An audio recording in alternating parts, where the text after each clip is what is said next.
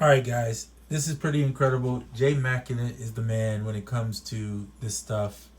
I'm just going to show you what I've learned from watching one of his videos, and I highly suggest if you decide to get the M8 and you like hip hop, because that's his primary thing, watch his video. But some of his things that he does in there is not just hip hop based. You can use it for anything. So he's showing in one of his videos about chopping, how you can take the M8 and not even actually chop, but use start points on a sample, and random start points will actually trigger almost like random chops. It's divided into 16ths, but what I notice is when you, now I'm on the latest firmware at this time, I think it's 6.0.3 or something like that. But anyway, you can actually just set any chop point and it will literally start it. And so you can remove some of these if you didn't want to, but you don't have to do a bunch of extra work over here. You're just doing it in the effects column, using the effects to make it happen. So just listen to this and you'll see what I mean. So here's a basic sample. Let me show you what the sample sounds like. We'll go into the edit. Now I made four chop points. Technically 0 starts at the beginning, so that's 1. This is 01, 02, and 03, right? Which actually equals 4 chops. But that really doesn't matter because you don't even need to chop the sample if you do it this way, where you go in and put the effects command column all at STA, which is start point. STA stands for start, and it's going to show you, and you can change these values over here to random. So obviously 00 is at the beginning of the sample. 040 would be like a quarter way in. 080 is halfway in. That's the way, not 080, I'm sorry. 00 would be the start. 40 would be the quarter. 80 would be half, and so on and so forth. Okay, that's the way it's divided. But I'm just using random numbers. If you look here, and my Bluetooth just died, so give me 1 second to switch that while I'm talking to you. Hopefully you can still hear me. It shouldn't mess up the sound. I just like using the Bluetooth because you get a little bit less background noise. All right, so I should be back on with everything. It should be clear. All right, so again, start points. Fill it up with start points. Trigger, all you need is one trigger.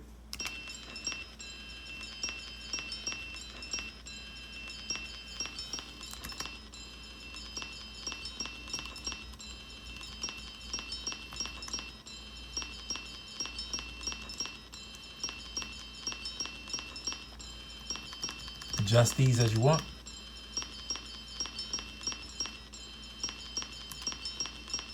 Now there's a lot of popping and clicking, and that's because I'm starting at random points.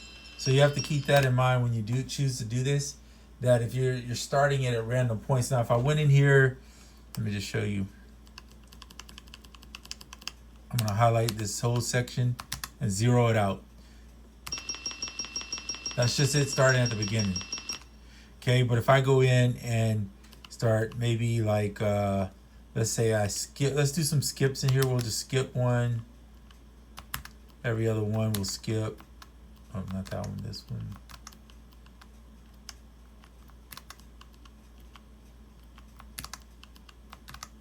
So now you see it skipping. All right, so now we'll just go back in up here and we'll adjust these start points. So the way I'm gonna dial is I'm gonna hold edit. And I'm gonna put that 40. I'll put this one 80.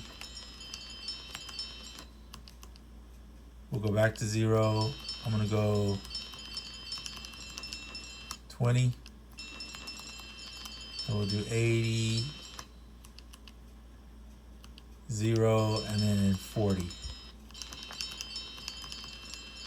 All right, so now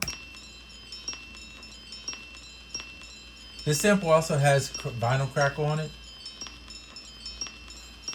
So that is part of the deal, as well as some effects. But you get the point. You can use the start points instead of, sorry, hitting the camera. You use start points instead of making slices. Now, if you just prefer slices, go in and slice by all means. But this is a cool factor, and I didn't even think about this, that I could use this technique maybe just on some melodic stuff that I just want to play that's just different, but I want it to sound abstract in its own way. But I think percussion is probably the best suited place for this, just because you could take a bunch of different percussive shots and just make it work that way. So it's kind of cool.